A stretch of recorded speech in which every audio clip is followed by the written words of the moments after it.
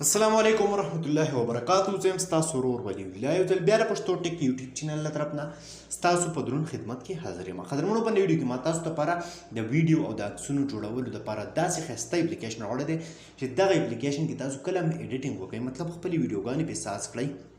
او یا خپل عکسونو باندې ویډیوز جوړې کړئ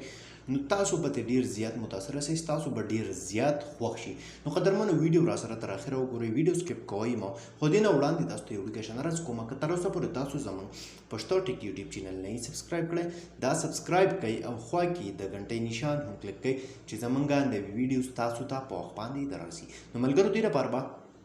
تاسو ته د اپلیکیشن ضرورت وي هم دغه اپلیکیشن لینک موږ تاسو ته خپل یوټیوب چینل په ډسکرپشن کې راکړی دی ټیک ده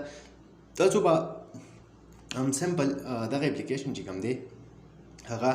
خپل موبایل ته انسټال کړئ ټیک ده که تاسو دې کې دلته کې ایډیټینګ وګورئ نو تاسو ته به زه وښایم چې څنګه ایډیټینګ تاسو په دې کې کولی شئ صحیح ده مختلف دې کې ټرینډینګ افیکټس دي ډېر زیات ښایسته کم چې دي افیکټس دي پکې تاسو دغه افیکټ څنګه په خپل ویډیو باندې لګولی شئ دا ټیک ده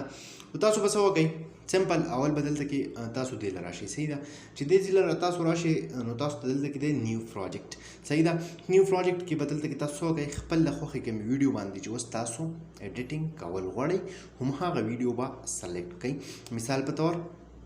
چې کومه ویډیو هم تاسو خوښه وي نو سمپل هغه ویډیو به راواخلئ مثال په طور دا ویډیو ما سلیکټ کړله ټیک ده دا وګورئ تاسو اول بالکل ساده ویډیو ده اوس په دې کې تاسو له دلته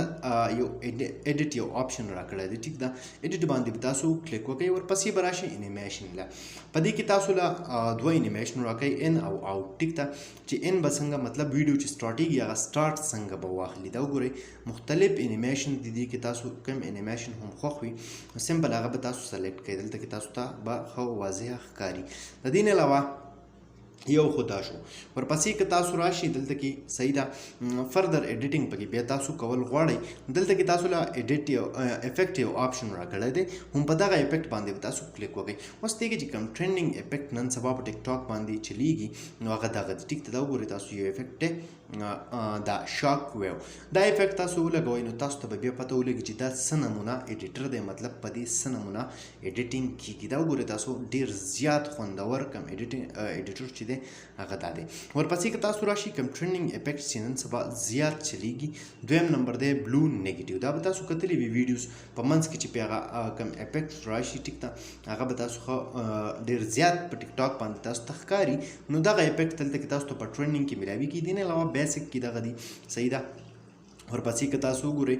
موډ دی مختلف کیټیګریز یې تاسو له راکړي دي چې کومه کیټیګري هم خوښه وي نو هغه به سمپل د دې ځای نه سلیکټ کړئ ورپسې که ټیکسټ پې کول غواړئ څه پې لیکل غواړئ نو دلته کې تاسو کوم ټیکسټ دی هغه کولی شئ دا وګورئ مختلف ټمپلیټس دي په دې کې ټرینډینګ دي ټایټل والا دي ټایمینګ والا دي دا وګورئ تاسو پې څه لیکل کول غواړئ نو هغه لیکل پې هم تاسو چې کوم دي د دې ځای نه ښه په اسانه طریقې سره کولی شئ دا وګورئ دلته کې تاسو ته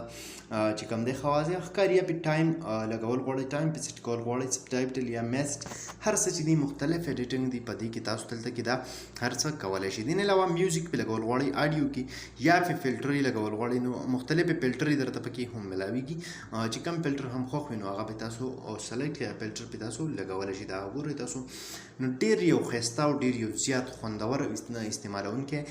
کوم د ویډیوز جوړولو کوم اپلیکیشن چې دی نو هغه دا دی دا وګورئ دې کې